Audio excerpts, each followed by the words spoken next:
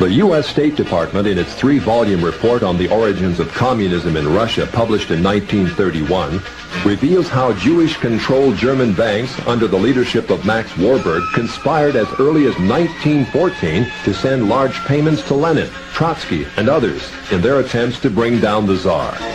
When the White Russian patriots heroically attempted to regain their freedom from the Jews, the Judaica says compact Jewish masses were utilized by the Bolsheviks to suppress such counter-revolution. Clearly, Jews and native Russians were engaged in a death struggle over the destiny of Russia. Unfortunately, the Jewish masses won. The Jewish masses won. The Jewish masses won.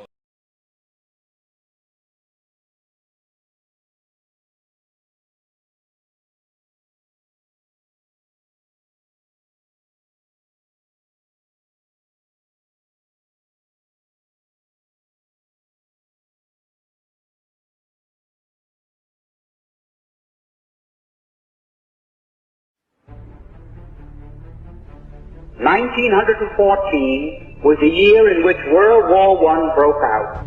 Within 2 years, Germany had won that war.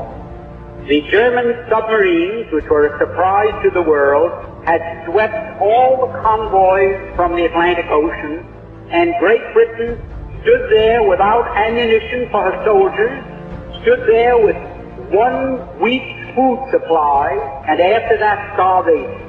At that time, the French army had mutinied. They lost 600,000 of the flower of the French youth. The Russian army was defecting. They didn't like the Tsar. And the Italian army had collapsed. Not a shot had been fired on the German soil. Not an enemy soldier had crossed the border into Germany.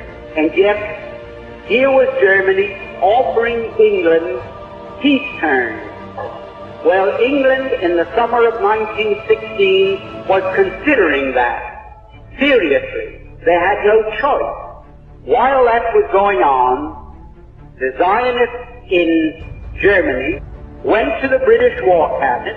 Look here, you can win this war if the United States will come in as your ally.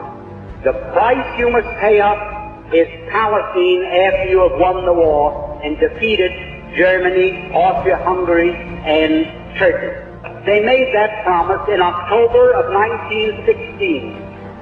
Now, that is something that the people in the United States have never been told. They never knew why we went into World War I. After we got into the war, the Zionists went to Great Britain and they said, let's have something in writing that shows that you are going to keep your bargain and give up Palestine after you win the war.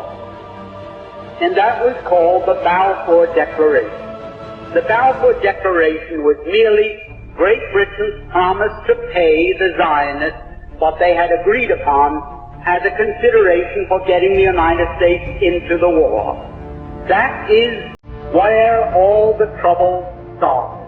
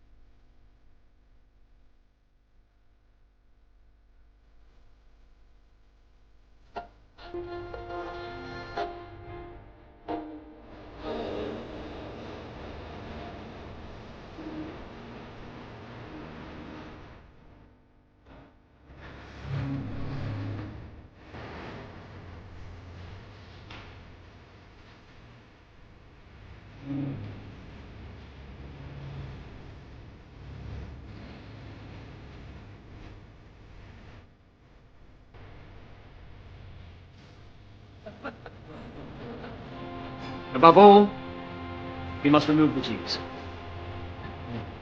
They run our banks. They lost us the war. They alone are responsible for the economic disaster we're in. When you ask what have the Germans done to the Jews, you must always ask what done the Jews to the Germans. Since 1850, when the Jews got all the political rights in Germany, in the German Reich, they have done three things which are really dramatic. Number one, they were a small minority of 2% of the population. At the time when Hitler came to power, 500,000 within 60 million German people. 500,000 among 60 million.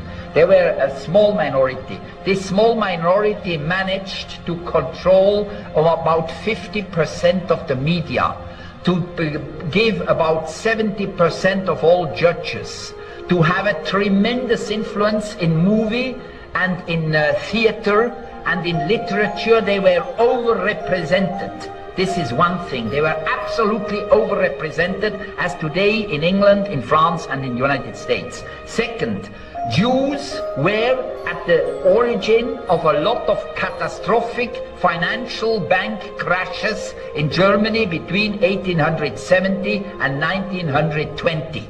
In that time, they made a lot of crashes which have, this is all documented. It's not Nazi propaganda or anti-Semitic or Arab propaganda. It's a lot of books have been published, even by Jewish Germans, about this problem. They have millions of German fathers have lost their incomes, their fortune, their savings because of these Jewish gangsters, bank gangsters and speculation people. Then the third point, which was psychologically the most dangerous of all, they have introduced into German art and culture and theater and movie decadence, immorality. The first homosexual theaters, plays, were made in Berlin in the 1920s.